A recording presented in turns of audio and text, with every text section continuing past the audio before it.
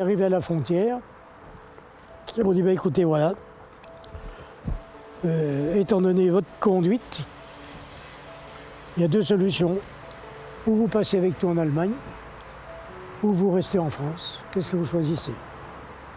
Alors, comme je n'étais pas encore absolument persuadé de tout ce qu'il me racontait, bon, je trouvais bien qu'il y avait des points communs que sur certaines idées de la vie, sur certaines idées de la société. Mais enfin, les Allemands, c'était quand même les Allemands. Rien à faire. Alors, j'ai pensé que un petit voyage en Allemagne pourrait me permettre de ramener des renseignements, puis je me débrouillerais bien pour repasser la frontière. Et j'ai dit oui, je passe avec vous. Je passe en Allemagne avec vous.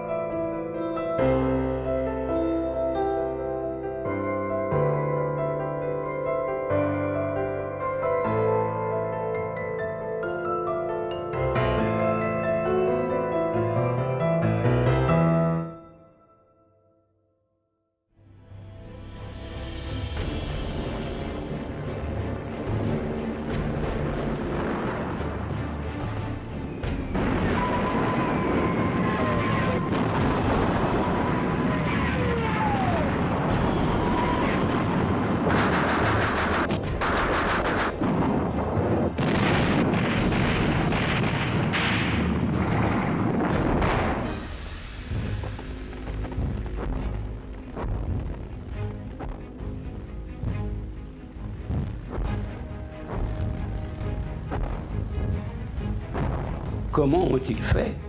Comment s'y sont-ils pris pour un pays qui était en 1933 à genoux et qui en 1940 nous fout une raclée monumentale? Jusqu'à la fin, nous avions de l'espoir. Pour nous, c'était impensable. Il y aurait un redressement. Quand c'était sur la Loire, on pensait qu'on arrêterait les Allemands sur la Loire. Pour nous, nous étions également élevés, nous avons été élevés dans un patriotisme incandescent.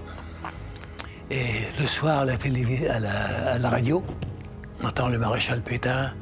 Bon, mes pensées vont vers nos réfugiés, vers nos également. Il parle de tous les malheurs de la France. Et c'est le cœur brisé que je vous dis qu'il faut tenter de cesser le combat. Voilà, bon, on s'est mis à pleurer. Pendant qu'il racontait ça, on entendait les chars d'assaut qui arrivaient sur les boulevards. Et le drapeau allemand flottait déjà sur la Tour Eiffel et sur l'Arc de Triomphe, pour dire dans quel état était la France. À l'époque, les gens qui étaient épouvantés s'en allaient et ont provoqué cet exode qui a causé pas mal de victimes.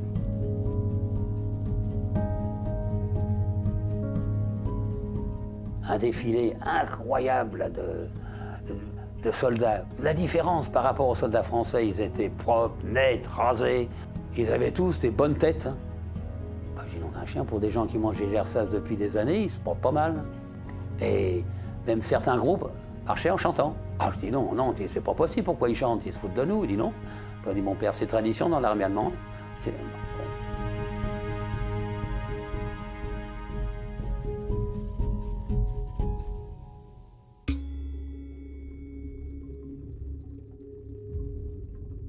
Avant la guerre, les questions politiques ne m'intéressaient pas, je regardais ça de très loin. Il y avait une chose à laquelle je pensais, je voulais être militaire, si possible officier, et mon objectif c'était de participer aux opérations coloniales. Je suis né le 17 mai 1920, mon père était officier, est devenu officier pendant la guerre, d'une famille de paysans, et ma mère aussi c'était une famille de paysans. En 1931, alors mes parents me décide de mettre au Britannique militaire. Je m'engage, je devance l'appel, je fais les pelotons et j'essaye de faire Saint-Mexan. Cet engagement, c'était le 4 août 1939, un mois avant la guerre. Alors, le gars revient avec ses stupéfiants, dit « Mais Bertha, dites donc, là, vous êtes engagé pour la durée de la guerre. Alors, la guerre est finie, bien, vous pouvez rentrer chez vous. » Moi, je me dis, qu'est-ce que je vais foutre maintenant? Moi, je ne savais pas quoi faire, j'avais aucune qu'est-ce que je vais faire dans le civil? Puis il y a un type qui vient me voir, qui me dit, mais t'emmerdes pas, Berthaz. Et il y a les mouvements de jeunesse qui recrutent à l'heure actuelle. Et puis des types comme toi, on serait bien content de les avoir. Alors je dis, bon, tu dis-moi où je vais me présenter. Je suis reclassé 3 mois au service de distribution des viandes. Bon, c'était un emploi réservé pour faire durer le temps, toujours avec ma solde de sergent. Comme j'étais un aspirant et instructeur aussi, on m'a demandé de bien vouloir faire l'instruction des francs-gardes de la milice de la Haute-Savoie. Alors j'ai dit, bon, j'accepte. Et puis j'apprends d'un seul coup qu'il y a une école de la milice des cadres à Uriage, et que là-bas, on continue à former des cadres pour une future armée.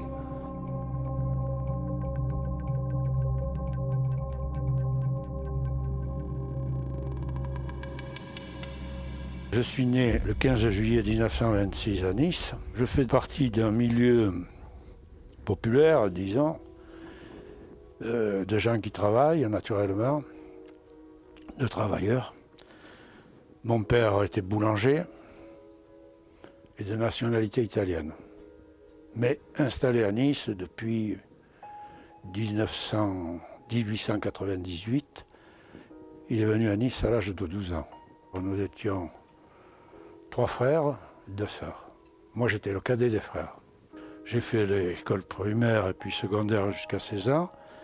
Et j'ai commencé un travail dans l'optique en tant qu'apprenti. Dans les années après la défaite, je m'étais engagé avec d'autres amis, d'autres camarades, dans les jeunesses populaires françaises, qui étaient les jeunes du mouvement doriotiste de l'époque. Je suis né à Paris en 1926. Mes parents étaient italiens. J'étais français de naissance, mais je me suis senti italien. Bien que mon père ne m'ait jamais influencé concernant questions politiques, il m'a toujours recommandé de respecter la nation dans laquelle nous vivions, dans laquelle j'étais né, dans laquelle nous vivions. Chose que j'ai toujours fait. Enfin, mon sentiment était surtout italien. Pendant les années scolaires, il y avait un collège qui était dirigé par des prêtres. Et je me souviens qu'il y avait un certain abbé Maya, dont j'ai encore les photos, qui continuait tous les jours à faire de la propagande anti-italienne, anti-allemande, mais surtout anti-italienne. Il y avait une hostilité qui était arrivée au point que j'allais en bicyclette à ce collège. Et un jour, je me suis retrouvé avec les boulons de la roue avant de ma bicyclette qui étaient dévissés. C'était en pleine descente. J'aurais pu avoir un accident. Mais c'était des réactions qui avaient été créées par cette ambiance durant les leçons qui étaient tenues vers cet abbé Maya. Enfin, cette atmosphère qui se créait petit à petit vis-à-vis des Italiens m'avait porté un petit peu à une certaine rébellion, voilà. Je me suis inscrit au parti fasciste de Paris, italien, en 1943. Je suis né en 1924 dans une famille un petit peu spéciale, en le sens que mon père était un invalide de guerre à 100%. Il avait été blessé en 14, déjà sur le front de l'Isonzo. Je suis allé à l'école publique, à l'école et également au catéchisme. Rien, puis tout à fait normal, d'un gamin normal. J'ai continué tranquillement mes études. Bon, mais il a fallu les abandonner parce que mes parents, qui étaient de petits rentiers, le revenu, il ne bougeait pas. En 1939, on vivait gentiment, mais en 42, 41, 42, et le coût de la vie grimpait et les revenus étaient toujours les mêmes. Il ne pouvait plus m'entretenir. Alors à la sortie de mon école professionnelle, j'ai recherché du travail. J'ai retrouvé du boulot.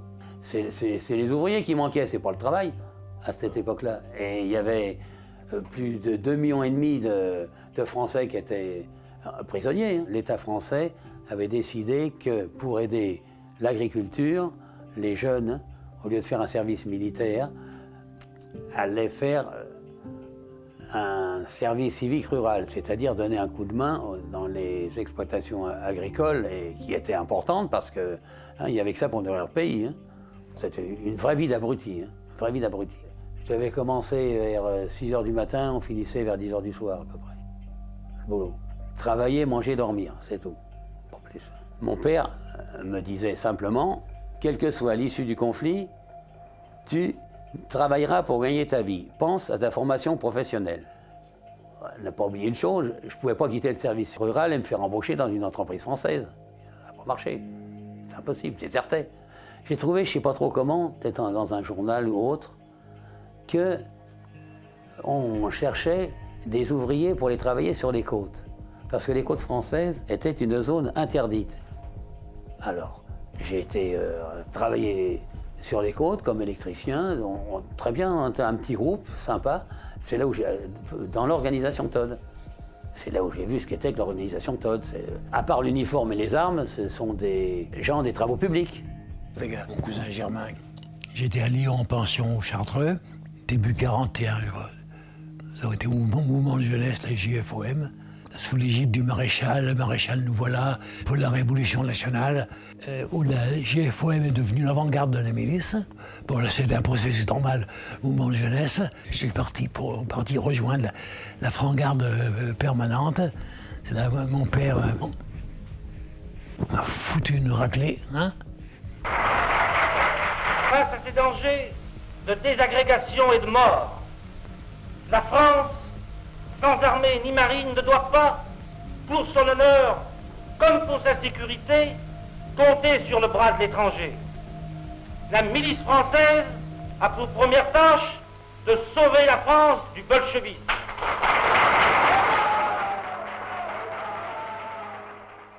Et là, ça a commencé le combat de propagande, de lutte d'inscription sur les murs. Bon, avec moi, j'avais tous des jeunes depuis l'âge de 15-16 ans, des jeunes de l'avant-garde de la milice.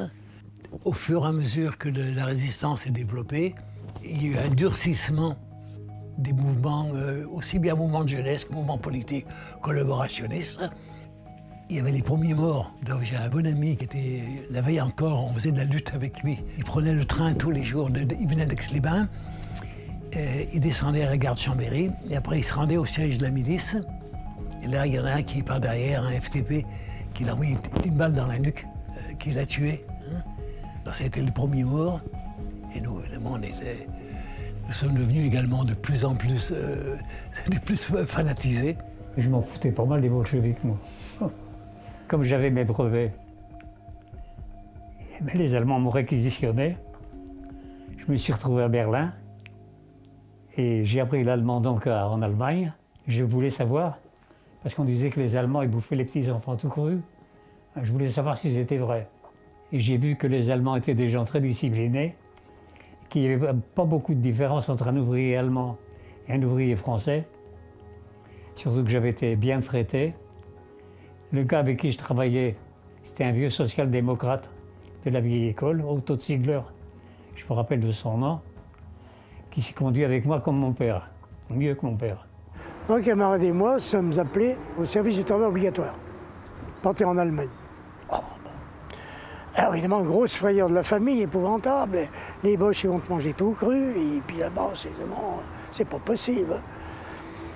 Pour pas trop contrarier la famille, eh bien, je suis parti dans un maquis qui était en formation dans les Alpes, dans la chaîne de Belledonne. Pas de logement dans des baraques ou absolument pas, ou toujours sous la tente. Jamais plus de 2 ou 3 jours dans un endroit. Autrement dit, on était très difficile à repérer. Exercice à tirer en haute montagne, ski, marche, de nuit, de jour, entraînement véritable. Je dois dire même assez dur. Quelques temps après, c'était en 1943, il y a eu une réunion de différentes compagnies de la région. Et une autre compagnie était dirigée par celui qui est la légende appelée le capitaine Stéphane, qui était un garçon remarquable, sincère, capitaine, Il m'a appelé, m'a demandé si je voulais passer avec lui, chez lui avec ma section. J'ai accepté. Et puis, il lui arrive un petit accident, un phlegmon au genou, assez embêtant. Alors on le descend à Uriage, entre le curé, le maire, etc. Il n'y avait pas de problème. Il est soigné là-bas, puis je m'occupe du camp. Et 2 ou 3 jours après, je descends pour prendre de ses nouvelles. Et puis à proximité du château d'Uriage, je tombe comme un imbécile, sans aucune précaution, sur un groupe d'élèves de l'école qui faisaient des patrouilles d'exercice. Bon, je suis resté comme... Voilà, prisonnier évidemment tout de suite, emmené au château. Il y a une grande tour et puis en haut une cellule, j'étais là-haut. Le 5e jour, j'entends une fusillade. Fusillade, ça, je suppose que c'est Stéphane qui fait un coup de main. Je ne m'étais pas trompé, je l'ai su après. Et le lendemain, on vient m'extraire assez brutalement de la cellule. Le chef intérimaire qui était théoriage, qui s'appelait Bénédicte, avait été tué. L'inspecteur-chef s'appelait Berton, m'annonce évidemment qu'il y avait eu un coup de main avec 3 prisonniers, malheureusement à mort, et qu'il supposait que c'était pour une demande d'échange des prisonniers. Stéphane propose que nous allions le voir seuls, tous les deux, vous et moi. Il sera seul à un endroit que vous connaissez, sans armes, et pour qu'on discute. C'est quand même un peu osé, un peu dangereux. Qu'est-ce que vous en pensez? Écoutez, je connais suffisamment Stéphane, c'est un homme de parole. Hein. S'il dit qu'il sera seul et sans armes, il sera seul et sans armes. Bon, d'accord, on tente le coup. Alors, nous sommes partis avec Berton, en traction, évidemment. Et puis, arrivé près de l'endroit où on m'avait laissé entendre que Stéphane serait, je dis, bon, ben écoutez, étant donné que Stéphane a demandé que j'aille le chercher seul, comment j'y vais? Ben, prenez la voiture. Alors, j'ai pris l'attraction. Il m'a confié l'attraction. Il y avait donc déjà un certain climat, disons, de respect de la parole qui se présentait.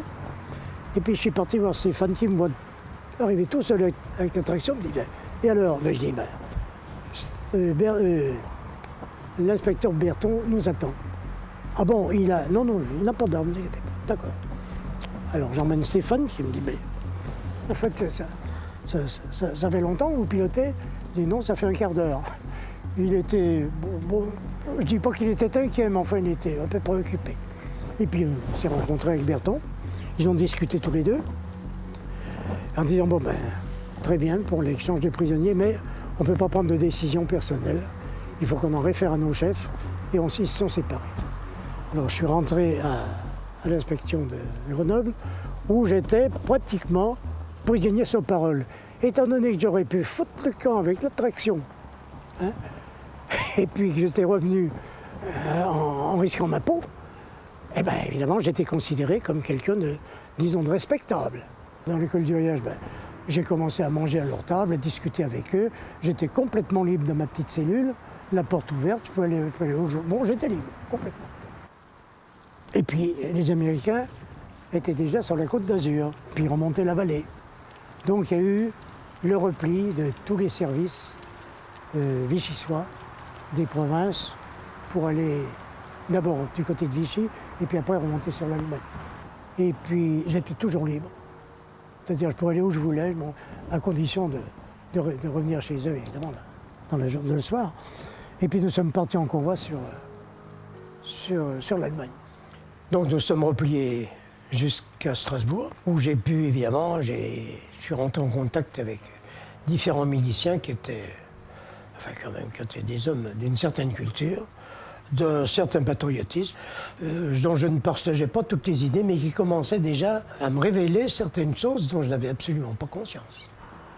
Et puis arrivé à la frontière, ils m'ont dit, écoutez, voilà, étant donné votre conduite, il y a 2 solutions. Ou vous passez avec tout en Allemagne, ou vous restez en France. Qu'est-ce que vous choisissez? Alors, comme je n'étais pas encore absolument persuadé de tout ce qu'il me racontait, bon, trouvais bien qu'il y avait des points communs que sur certaines idées de la vie, sur certaines idées de la société. Mais enfin, les Allemands, c'était quand même les Allemands. Rien à faire. Alors, j'ai pensé que un petit voyage en Allemagne pourrait me permettre de ramener des renseignements, puis je me débrouillerais bien pour repasser la frontière. Et j'ai dit oui, je passe avec vous. Je passe en Allemagne avec vous. Au départ, bon, c'était pour le redressement de la France. Nous ne pensions pas que la défaite était définitive. Nous pensions peut-être un jour recombattre l'Allemagne. Bon, ça a assez évolué au cours des mois qui ont suivi. On avait peur des Russes. Hein. Ce conflit nous intéresse en tant qu'Européens, mais il nous intéresse aussi en tant que Français. Disons-le tout net, si la France veut rester une puissance européenne et mondiale, si la France veut rester digne de l'Europe, il faut qu'elle se batte avec elle contre le bolchevique. Il n'y a pas d'autre issue pour nous. Peu à peu, étant donné que l'ennemi de nos ennemis devient nos amis, nous sommes devenus peu à peu pour la collaboration. Et puis il y avait aussi le risque d'une guerre civile en France. Et ça commençait. Alors on a dit, plutôt que de tirer sur des gens de la famille, eh bien autant les tirer sur les Popov et que les Allemands s'occupent des nôtres. C'était la manière dont on avait un petit peu analysé le problème.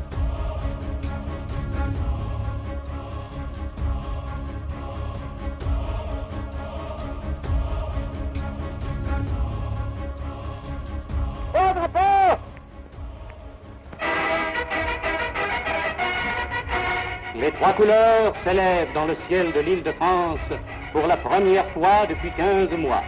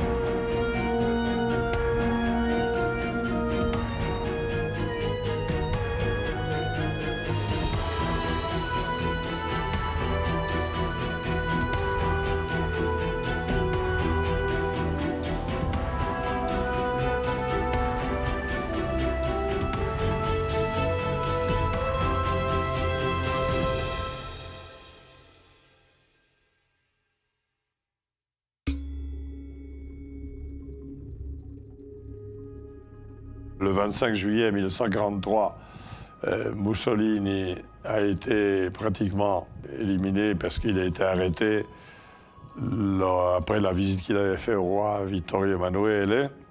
Il y a eu un armistice que moi et différents compagnons n'ont pas accepté parce que c'était une honte. Le seul moyen de laver cette honte, c'était de s'enrôler, de faire quelque chose pour s'enrôler et prendre les armes pour aller combattre contre les Alliés qui avaient envahi l'Italie à l'époque. Nous nous sommes enrôlés après de nombreuses difficultés comme volontaires di Francia. En juin 1943, j'ai pris un engagement dans la NSKK Luftwaffe, basée à Bruxelles, à Vilvoorde. À cette époque-là, l'aéroport de Bruxelles était souvent bombardé et naturellement, comme on appartenait au groupe de la Luftwaffe, on était requis pour aller boucher les trous des bombes sur l'aéroport. Bon, c'était pas tellement fatigant, disons, mais ce n'était pas l'idéal que je recherchais. Un matin, dans ma petite chambre d'hôtel, j'entends frapper à la porte. Bon, j'ouvre. La porte est poussée violemment. Je dis, mais qu'est-ce qui vous prend? Et je vois deux gars. Alors, c'était le costume tout à fait adéquat à un costume civil. Pour, le manteau de cuir noir, le chapeau de cuir noir. Je dis, mais qu'est-ce que vous voulez? Mets-toi là, sur le mur, les mains en l'air. C'est moi qui pose des questions ici. Bon, et puis, ils avaient tous les deux un revolver à la main. Qu'est-ce que... Tais-toi. Et ils commencent à fouiller partout dans la chambre. Ils trouvent un paquet d'argent. Ben, c'est mon argent. Qu'est-ce que c'est que ça? Ben, je dis, ça, c'est mes économies. Tes économies, tu parles. Et hop, enlevé. Il prend quelques affaires, là. Hop, les menottes, et me l'a emmené. Et on commence à m'interroger. Hein? Où tu mettais le courrier? Il dit, quel courrier? Bon, je comprenais rien du tout, moi, absolument rien. Hein, absolument rien. Bon. Et je commence, à attraper. Ah ben, s'il ne faut pas parler, on va te faire parler. Pam, pam, encore 2 bonnes paires de claques, 3 ou 4 paires de claques. Et puis d'un seul coup, je sens une brûlure au bout du doigt. C'était une brûlure de cigarette, une brûlure de cigare. Bon. Je me suis mis à hurler, puis j'ai dû m'évanouir parce que je me suis retrouvé avec la figure toute pleine d'eau. On m'a ramené dans la cellule, alors là j'étais complètement terrorisé. Hein. Bon. Le lendemain, même séance. Où étaient les armes? Qui était Alex? Rien. Là alors,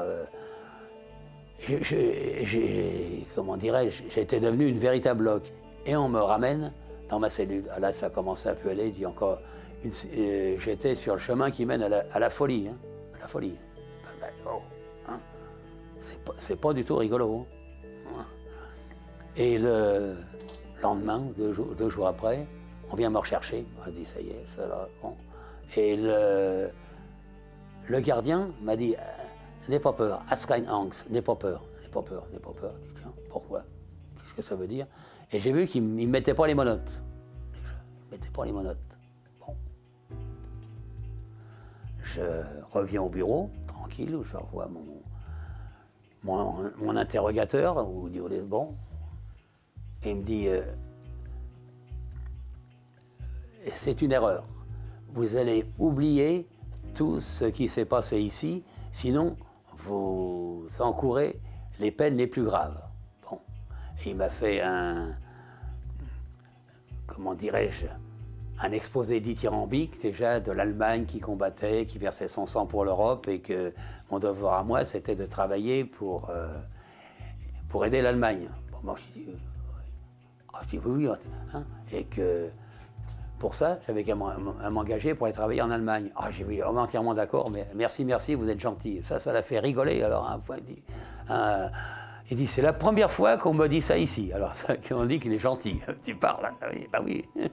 Au début d'octobre 1943, je dis bien, sont passés des recruteurs de la Waffen-SS. Alors ça, c'était déjà beaucoup plus dans mon intention première. Parce que j'avais déjà lu les faits d'armes de cette unité d'élite dans Signal qui paraissait régulièrement. Et alors, ils sont passés donc à Bruxelles, à Vilvoorde. Et ils sont passés dans la chambre et ceux qui voulaient se faire muter pouvaient le faire. C'est ce que j'ai fait. Quai d'Orsay, c'est là où il y avait le bureau de recrutement, une siège de la NSKK Légion Speer.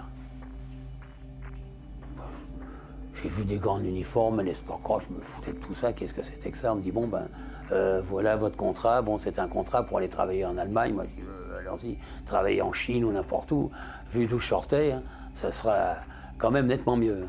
Je suis ensuite emmené dans un train à la gare de l'Est et on s'en va tranquillement pour l'Allemagne. À Magdebourg, il y a des gens de la Waffen-SS française qui sont venus nous voir.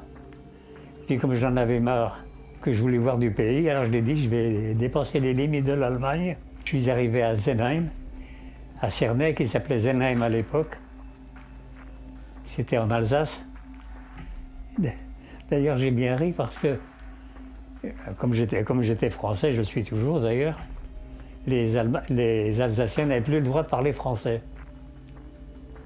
Alors entre Mulhouse et Senheim, Cernay, je parlais français avec des Alsaciens. Il y en a un qui me dit, mais monsieur, c'est interdit de parler français. Vous allez m'interdire de parler français, à moi un français? Et où vous allez comme ça, ils me disent? Ben, je dis, je vais à Cernay. Et vous savez ce qu'il y a là-bas? Et je dis, oui. Il y a les Waffen-SS. Il dit, mais pourquoi vous allez à Cernay? Ben, je dis, pour m'engager dans la Waffen-SS. Alors là, j'avais le silence complet. Hein. Je n'étais pas national-socialiste. C'est difficile à expliquer. Il y a une grande part d'aventure. Une grande part d'aventure. J'aime bien savoir s'il y a d'autres côtés du miroir. Puis j'ai connu l'Allemagne, qui était évidemment le contraire absolu de ce qu'on nous avait raconté. Au point de vue société, ben, ils étaient très nettement en avance sur nous. Au point de vue société, au point de vue vie de communautaire, au point de vue installation, au point de vue hygiène, au point de vue maison, à tous les points de vue, on était en retard de 20 ans. Hein? Comme si on n'avait pas bougé depuis la guerre de 14. Alors ça m'a fait réfléchir. J'ai pu assister, librement, comme tout le monde, aux obsèques du maréchal Rommel. Il y avait bien sûr très peu d'Allemands jeunes, ils étaient sur le front. Il y avait pas mal d'étrangers, des travailleurs libres, des prisonniers libres, des jeunes femmes, des gens. Presque pas de police. N'importe qui aurait pu mettre une bombe en revolver. Personne n'était fouillé. Ces Allemands, épouvantables, savaient, puisque je leur ai dit qu'ils l'ont vérifié, que j'étais dans l'armée secrète. Mais ils pouvaient ou me mettre en camp de concentration, ou simplement me fusiller. Et ils me rendent à la milice. Qu'est-ce qui se passe? Alors tout ça, ça vous fait réfléchir, et puis réfléchir, et puis réfléchir. Et Wilflecken, eh bien, on m'a encore posé la question, alors, vous restez ou vous restez pas? J'ai dit, ben je reste. Puis je suis resté avec eux parce que j'avais trouvé en Allemagne ce que j'avais espéré en France. Voilà.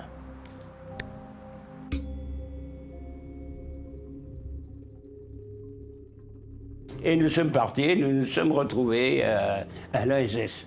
Alors là, bon ben, ça a été là, un bouleversement complet. Il y avait trois grands drapeaux. Drapeau français, drapeau à croix gammée et le drapeau noir à rune blanche SS. En bas de la place, il y avait une pièce de canon d'infanterie sur lesquelles des officiers allaient prêter serment en notre nom. On nous envoie à Bad Tölz. Alors Bad Tölz, là, c'est changement complet. C'est un véritable monastère. Mais enfin, c'était très bien rangé, propre, en ordre extraordinaire. L'ambiance à l'intérieur, le calme. On faisait, chaque compagnie, chaque groupe allait faire son instruction à part. On avait, enfin, la croûte, juste ce qu'il fallait, sans trop. Et puis, quand on faisait des exercices dehors ou autres, s'il y avait des âneries de fête, eh bien, on avait droit aux exercices supplémentaires, les exercices de nuit ou des machins comme ça. Alors là, ils ne nous ont pas beaucoup, ils n'ont pas fait tellement de cadeaux. Hein. Toutes les fois qu'il y avait une ânerie de fête, principe, il y en a un qui fait une connerie, tout le monde est responsable. Parce qu'au feu, s'il se passe qu'il y a un type qui se fait voir, eh bien l'artillerie tire sur tout le monde. Et alors l'entraînement consistait à des marches et à des tirs véritables, tirs par-dessus troupe qu'ils appelaient. En tant que panzergrenadier, comme ça l'indique, notre rôle était d'être enterré la plupart du temps. Et quand des chars arrivaient sur nous, de sortir de notre tanière et de courir derrière si on le pouvait et de sauter sur la ridée à l'arrière pour mettre une témine afin de faire sauter le char. Alors il fallait à ce moment-là, quand on était repéré, que le char revenait sortir vite du trou et s'aligner. C'était le rôle sur les avant-bras de suivre les chenilles de manière à s'extraire de la vue du char.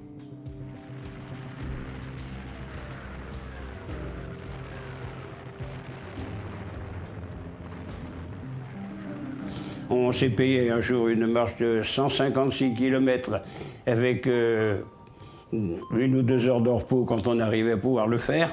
Ça a un peu été dur, toujours les marches des conditions de combat. On s'installe dans un village, allez hop, disposition de combat immédiatement, il y a une attaque aérienne. Boum, et des partisans qui sont ici, allez hop, tout de suite, et le lendemain on repartait. Ça a duré, ça a fait mal. Là, on a souffert ce jour-là, je m'en souviens beaucoup. Un entraînement très très dur, par le froid, la neige glacée, la glace sur le nez, sur la bouche, à ski, à pied, beaucoup à ski, des marches à ski. On se tapait, on avait une boule à 3, hein. On avait à midi une soupe qui était assez claire, hein. Et le soir, on avait le faire flégon, la boule à 3, ou bien 40 grammes de margarine, ou bien 40 grammes de beurre, et une tranche de saucisse, ou truc, on crevait de faim. Hein. Quand ils avaient voulu faire des prises de sang à la Charlemagne, ils ont dû jeter le sang, parce que tout le monde n'avait pas assez le sang n'était pas assez fort. Hein. Alors qu'il y avait tas de volontaires, on était tous volontaires pour aller donner le sang, non pas pouvoir donner notre sang, mais parce qu'il y avait un casse-croûte à la clé après, après la prise de sang.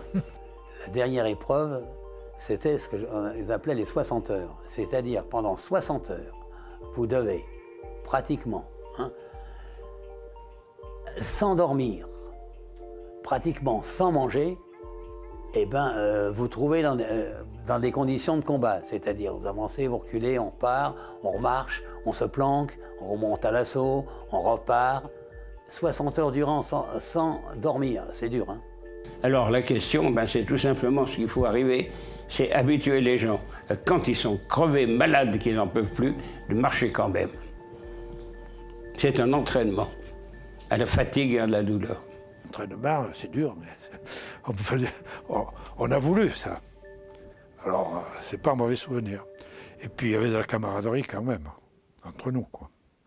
Mais enfin, il y avait quand même des cours que j'ai trouvés assez remarquables parce qu'ils étaient non seulement de formation militaire, extrêmement poussés évidemment, marche de nuit, marche de jour, études des armes, toutes les études militaires qu'on peut faire très très rapidement, malheureusement parce qu'on n'avait pas le temps.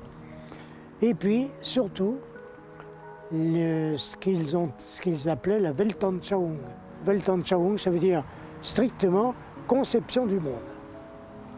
Mais d'une manière très large, c'est-à-dire pas politique, pas la conception générale du monde, la nature, l'au-delà, la vie société, la conception du monde. D'abord, étude des lois naturelles.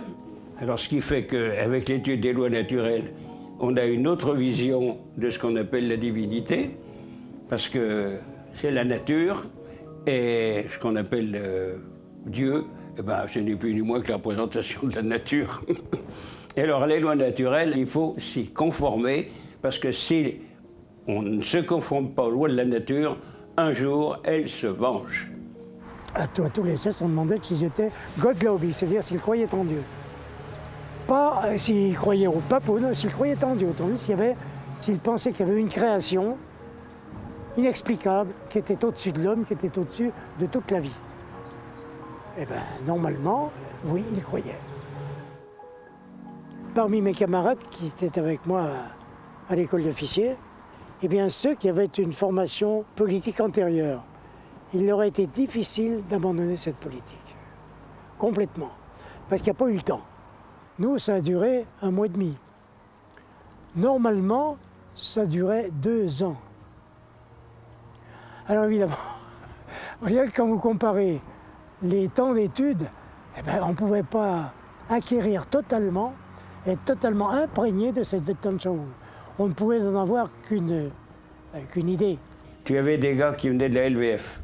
La LVF, il y en avait qui... C'était l'anti-bolchevisme, d'autres c'était le christianisme, d'autres c'était la France. Et tu avais des gars qui venaient de la NSKK, qui étaient à peu près d'accord avec ceux de la Sturmbrigade qui avaient reçu une formation. Tu avais des gars qui sont venus de la milice. Mais alors disons que ça représentait quand même des univers politiques qui étaient assez éloignés les uns des autres. Si j'ai pu le faire, c'est justement peut-être parce qu'avant j'avais aucune formation politique. J'étais complètement vierge de toutes ces idées. Ça ne m'intéressait pas. Ça ne m'intéressait pas parce que le peu que j'en avais entendu, la foutaise, ça ne tient pas debout leur truc. Alors que là-bas, ce que j'avais entendu, oui, ça m'intéressait. Non seulement ça m'intéressait, mais j'ai eu la véritable sensation que ça faisait partie de mon inconscient. Ceux qui sont passés à Tölz dans l'ensemble, d'une manière ou de l'autre, ont une grande partie de leur manière de vivre, de concevoir la vie qui a changé. Et en plus de ça, une chose tout à fait nouvelle, la notion complète de camaraderie totale. Ça, c'est la force de l'armée allemande. L'esprit de camaraderie. Alors, esprit de camaraderie d'un côté, et puis d'autre part, savoir pourquoi on se battait. Ce que très peu de nos ennemis savaient. On était parti pour se battre contre le bolchevisme, etc. Mais si on faisait la guerre, c'était pas le bolchevisme, que le bolchevisme était qu'un des éléments de nos ennemis. Le libéralisme, c'est aussi un marxisme, la même chose, même principe. D'abord, l'économie prioritaire, tout pour l'économie. L'homme est au service de l'économie.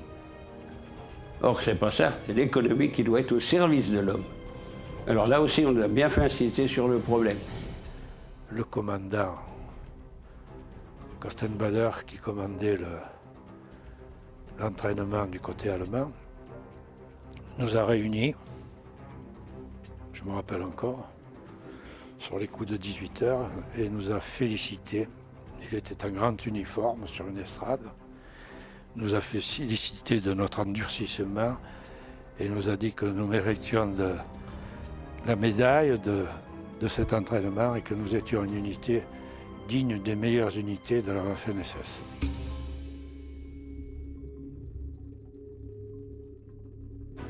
Une chevalerie s'est créée au front. Le front, c'est l'école des hommes. Œuvre d'Europe. Un Français n'est pas de France seul. Un Français est d'Europe. La France doit comprendre que ce nationalisme de restriction, c'est la caricature du nationalisme.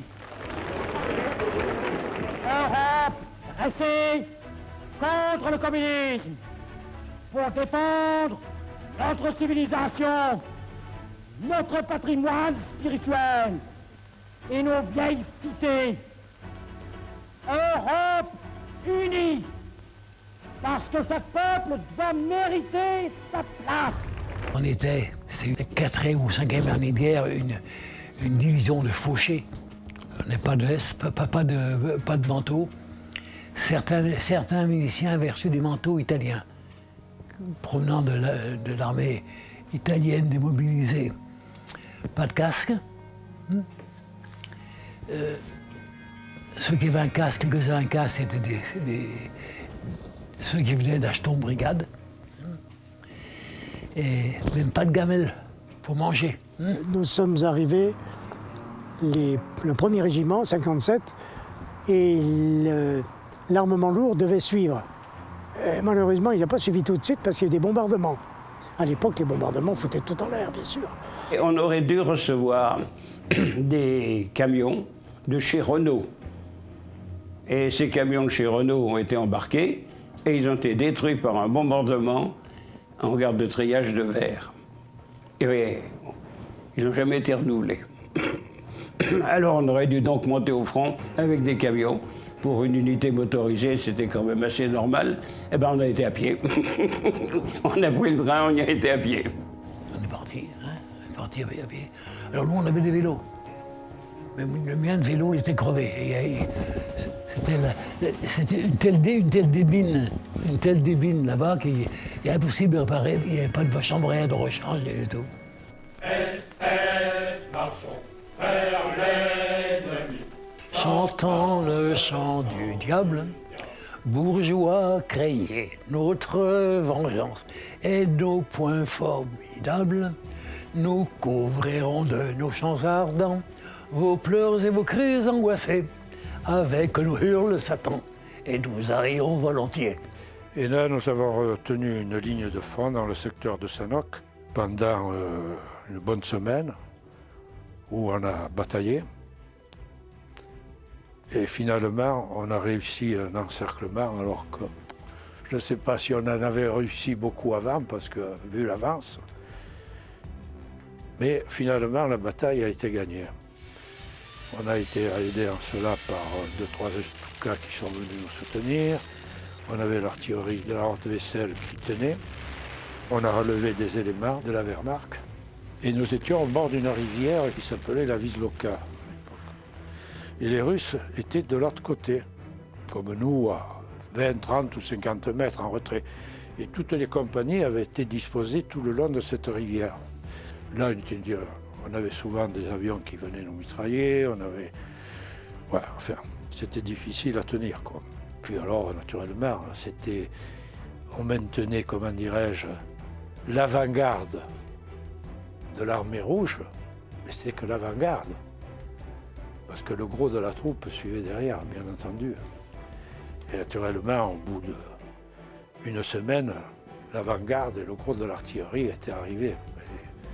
Et vous savez que, bon, entre les orgues de Staline et les canons de toutes sortes, les soviétiques étaient bien équipés. Étaient supérieurs en nombre aux Allemands, hein, bien entendu. À cette époque-là, c'était certainement à 1 contre 10. Hein. On arrive à Berlin. Et de Berlin, on est pris en camion pour être amené jusqu'au camp de Nicolas C. C'est là où il y avait le grand camp de la NSKK, la fameuse Légion Speer. Et en passant, pardon, hein. Oh là là, j'en rigole pas tous les soirs à Berlin. Des maisons détruites, ou alors il restait plus que les murs. Plus de toit, plus de plancher. Tout était écroulé à l'intérieur. Je dis, on ne doit pas s'amuser tous les jours à Berlin. C'est pas tous les jours, plutôt, c'était toutes les nuits qu'on ne doit pas s'amuser. Parce que dès la tombée de la nuit, on a commencé à entendre les sirènes et puis après les les forteresses volantes, mais incroyable, qu'il y en avait partout, on se demandait où. Et ça bombardait un coin de Berlin. J'ai jamais eu, c'est extraordinaire, une bombe à l'endroit où je me trouvais.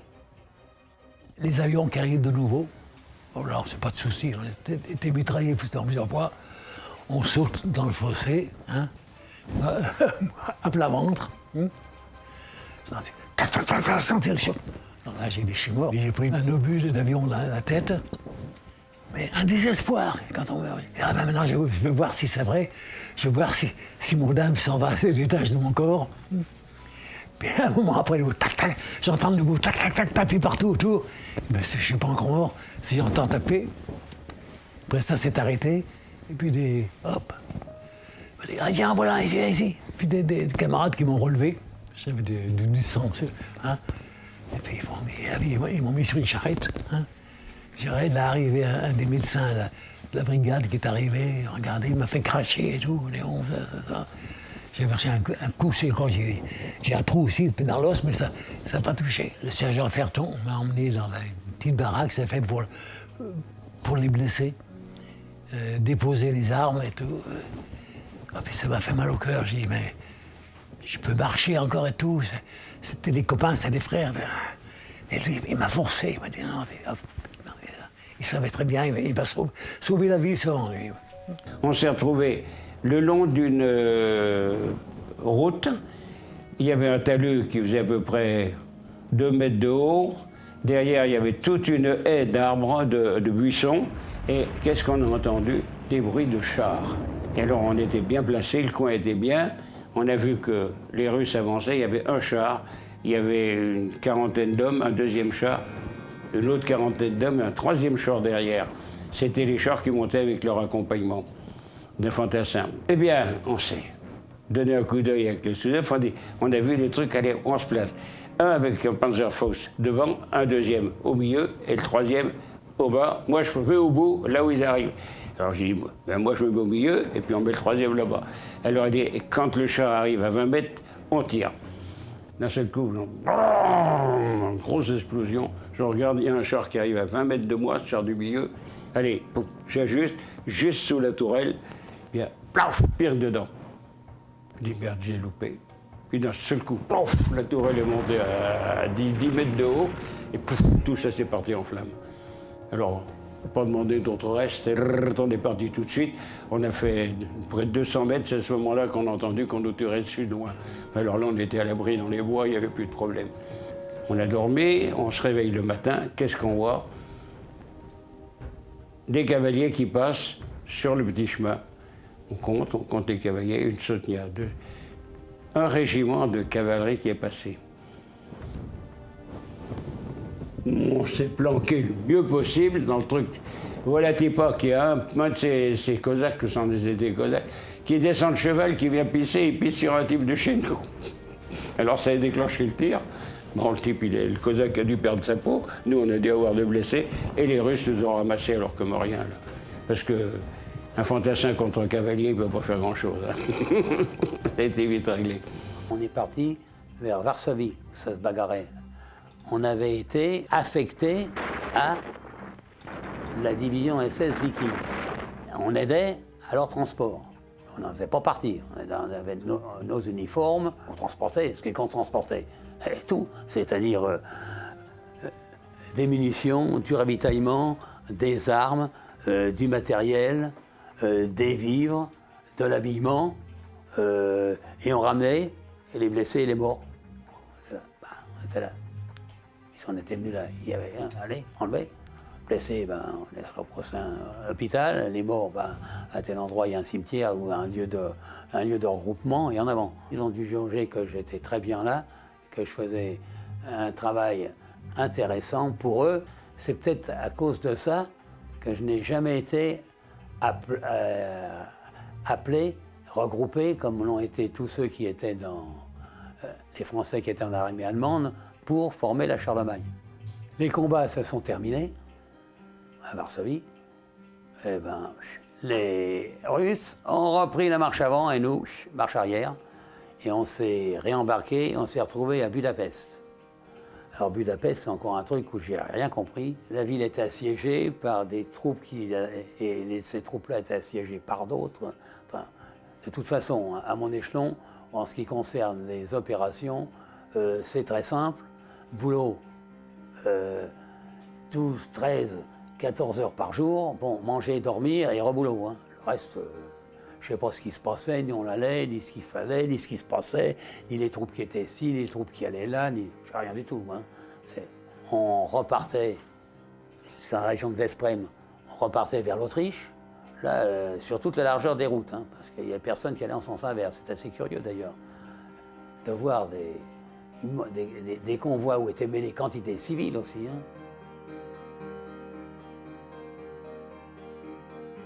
Quand on était transféré dans la région de la Vénétie julienne, c'était pour défendre les frontières de l'Italie.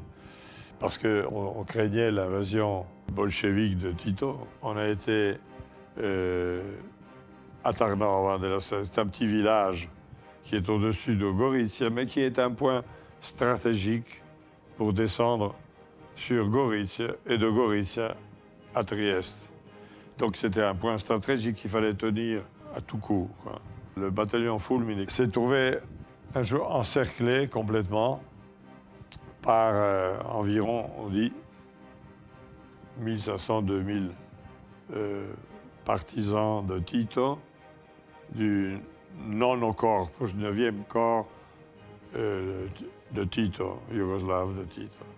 Le 19 janvier, ils ont déclenché une attaque après avoir encerclé ce village qui était fortifié, façon de parler, parce que c'est des fortifications constituées de blocs de roches et de poutrelles en bois comme ça, pas très solides. Pendant cette bataille qui a duré un peu plus de 3 jours et 3 nuits, sur 214 hommes, on a eu 86 morts, plus des blessés, etc. Plus de munitions, plus de vie pour manger des betteraves, enfin, manger ce qu'on trouvait. C'était assez lamentable, des pieds gelés. Et on se trouve à proximité d'une ferme, abandonnée bien sûr. Et bien Saint-Pierre me dit, écoutez, il faut qu'on s'arrête là parce que nous sommes épuisés, on ne peut plus continuer comme ça, on s'arrête. On s'est arrêté dans la ferme. On a trouvé quelques petites nourritures, de la mélasse, des trucs comme ça. Enfin bon, on a pu se restaurer un petit peu, dormir, écrasé de fatigue. Et puis le lendemain matin, je sors de bonne heure pour essayer d'aller pisser. Et puis je vois des cavaliers qui s'amènent tranquillement sur la ferme. Bon, je rentre en disant à Saint-Pierre, je le réveille, je lui dis, option de faire, je crois bien que nous sommes cernés. On résiste, mon petit, on résiste. Ouais. Réaction de quelqu'un qui se réveille. Et je dis, oui, avec quoi? On n'avait plus rien. J'avais encore un P38 avec un chargeur. Lui, il avait le sien, on n'avait plus rien. Alors il me dit, prenez un drapeau, un drap blanc, puis sortez.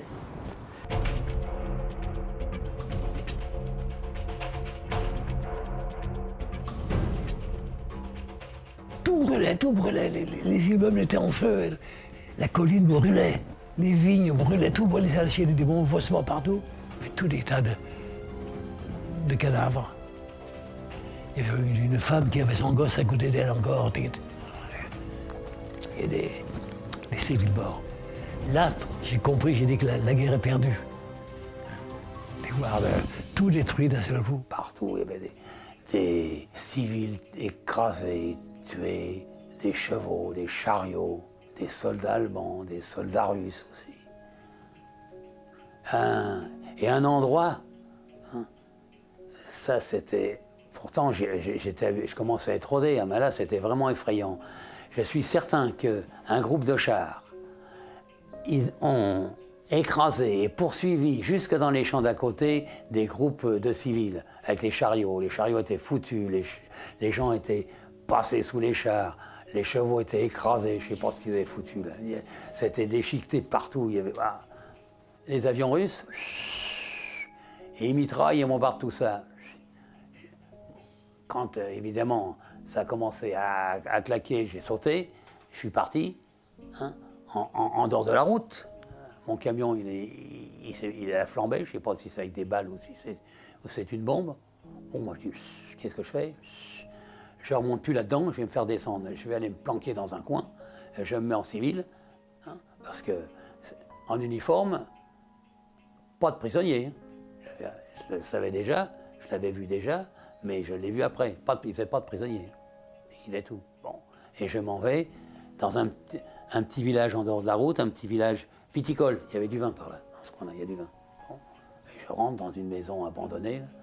C'était une cave de paysans où j'ai retrouvé des vêtements civils. J'ai tout planqué sous mes affaires sous un fut. Bon. Et j'ai dit, on va attendre. De toute façon, on va attendre les Russes. On va voir ce qui se passe. Je continue plus devant parce que je vais me faire descendre. Le petit village a été envahi par des Russes, avec pas mal de Mongols.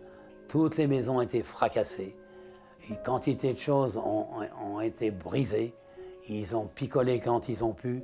Ils ont violé toutes les femmes de 7 à 77 ans. Ça hurlait de tous les côtés. Les hommes qui voulaient les défendre ont été descendus. Voilà, la première libération russe dans ce petit village.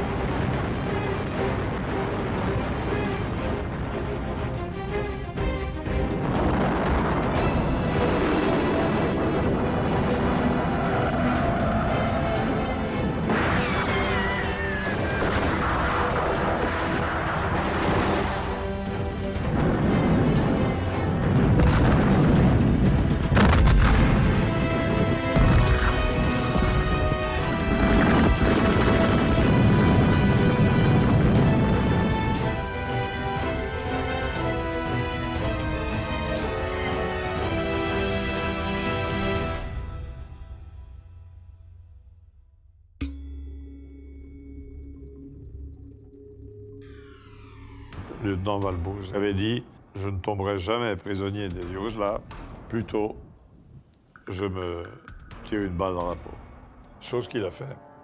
Et une partie du bataillon s'est rendue aux Anglo-Américains. Et nous, comme volontaires de France, chacun a essayé de rejoindre son domicile. La plupart n'habitaient pas en Italie. On était un groupe de 3.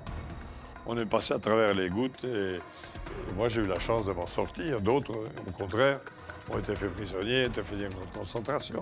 Et d'autres ont été malheureusement exécutés sur place.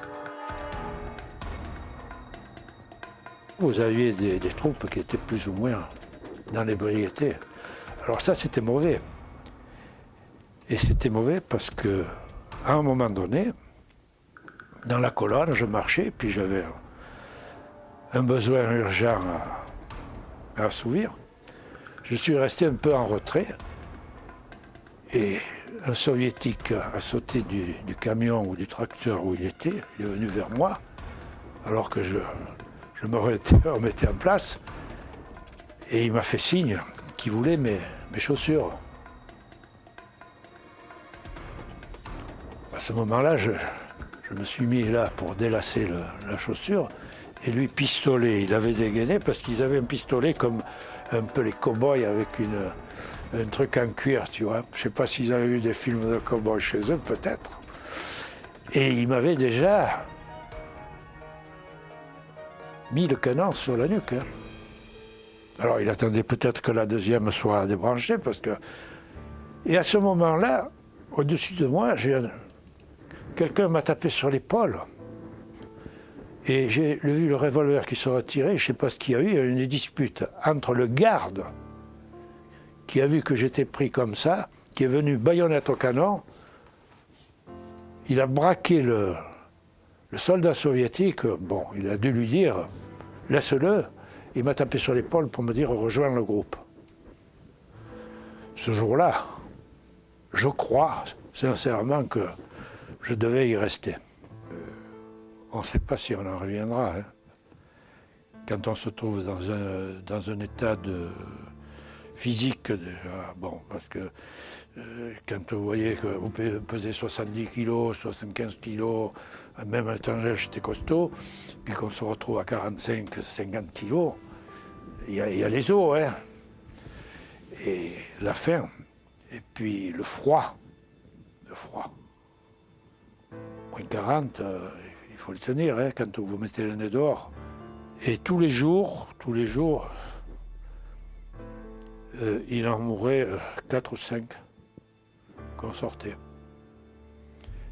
Et ainsi de suite, ça nous laissait de la place. Nous étions partis serrés comme des anchois, et nous sommes arrivés presque, on pouvait se coucher du côté de Moscou comme ça. Il y avait quand même 19 millions de morts, c'était énorme, beaucoup de cadres, beaucoup de techniciens, donc ils en manquaient cruellement, et ils cherchaient par tous les moyens à les attirer, à les garder chez eux comme travailleurs. Le directeur véritable du camp était le commissaire politique, et qui, lui, utilisait tous les moyens de leur propagande pour séduire des personnes valables. Alors, évidemment, comme j'étais ingénieur arts et métiers, il m'a dit, ici, avec vos connaissances, vous pourriez devenir directeur d'usine, vous auriez une voiture, nos femmes sont très belles et vous pourriez fonder une famille, vous seriez... Alors que si vous rentrez en France, vous savez, en France, ça se passe pas tellement bien pour vous, parce que je ne veux pas dire que vous ayez trahi, mais enfin vous avez combattu avec l'ennemi, et là-bas c'est très grave, c'est jugé très gravement, et vous avez tout intérêt à rester chez nous. Il y avait un officier qui était assis face à une fenêtre qui tournait le dos, qui me dit « Dites donc Bertha, vous êtes officier, vous devez avoir des renseignements sur l'armée rouge. » Je lui dis « Oui, quelques-uns quand même. » Il dit « Oui, en plus de ceux qu'on m'a donnés, ceux que j'ai observés. » Alors il me dit « Est-ce que vous pourriez me faire un rapport sur tel et tel sujet ?» Je lui dis « Pourquoi pas. Mais attention, ce rapport n'ira pas en France. » Il me dit « Pourquoi ?» Il dit « Vous vous rendez compte, c'est Torres qui est ministre de la Défense nationale. Vous vous rendez compte des emmerdements que vous risquez d'avoir. » Alors il dit « Non, on va le passer aux Anglais à côté. » Le 31 octobre 1945, je suis passé au tribunal militaire. J'étais assis à côté d'un gendarme et le président du tribunal militaire, c'était un colonel dont l'uniforme sentait encore la naphtaline. Alors j'ai pas pu me retenir. À ce moment-là, en 1945, j'avais 22 ans. Je lui ai dit, vous avez sorti votre costume de la naphtaline, mon colonel? Le gendarme qui était à côté de moi me dit, ferme ta gueule, petit con, ils vont se soigner. Au lieu d'attraper 4 ans, j'en ai attrapé 15. Et en cours de justice, j'ai attrapé 10 ans d'indignité nationale pour avoir dit ce que je pensais à l'époque. Je n'avais pas encore réfléchi. Je suis aussi violemment anticommuniste qu'anti-nazi. Je n'avais pas encore compris. À dire ça en cours de justice, clac, où le jury, la majorité du jury était communiste. Le procureur, ou le Staatsanwalt, a fait un réquisitoire qui ne me concernait pas, pratiquement, hein, qui a dit oui, hein, vous voyez devant vous, hein, ça commence par l'avant-garde, mais ça finit sous le casque SS. Et que vous êtes devant les SS qui ont fait ceci et cela. Puis de toute façon, si vous pensez à cause de son jeune âge, mais pensez, il a le germe fasciste en lui. Hein. Donc, il était à éliminer pour l'avenir. Enfin, bon, et puis j'ai été condamné à mort. Ils étaient 8 dans la cellule des condamnés à mort, avec les chaînes aux pieds et aux mains. Le premier que j'ai vu fusiller un gestapiste qui pourtant, je ne sais pas pourquoi, était persuadé d'être gracié. Il avait écrit sur le mur « Prébeau se vengera hein ». Et le matin, la porte qui s'ouvre, qui grince, 4-5 types arrivent hein, en sombre, qui le secouent, il dormait. Et je le vois toujours, ce ancien, j'ai vu ses yeux. Les yeux sont mis à papilloter. Il aurait dit Prébeau, votre pourvoi en grâce a été rejeté, ayez du courage. C'est pas possible. Et ils l'ont soulevé et ils l'ont emmené. Et je l'ai entendu dans le couloir, j'ai entendu qu'il pleurait quand ils l'ont emmené. Surtout ceux qui sont rentrés précipitamment en France pour rejoindre leur famille. Ils ont mal fait parce qu'ils n'ont pas tenu compte des réactions auxquelles ils auraient dû faire face chez eux. Parce que quand ils sont rentrés en France, on leur a demandé « Mais qu'est-ce que vous êtes venus faire ici? Vous êtes combattu contre la France? » Et bon, on est venu pour travailler. Et non, ils ont été obligés de signer leur engagement à la Légion étrangère. Et ils se sont fait l'Indochine et l'Algérie.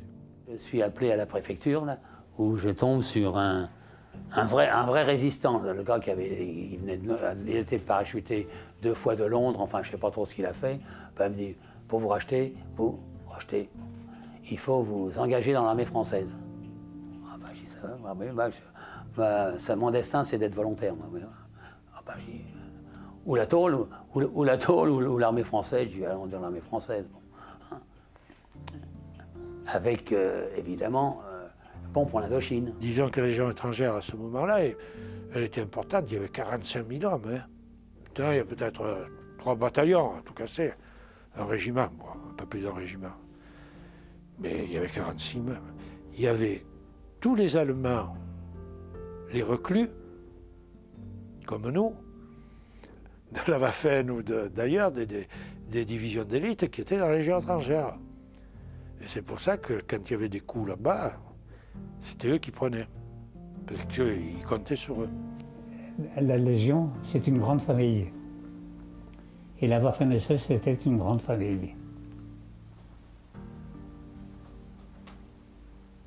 Quand on s'engage quelque part, on doit accomplir ce qu'on doit faire. C'est-à-dire que j'ai cherché ma voie pendant longtemps. Mais je suis content d'avoir vécu ce que j'ai vécu.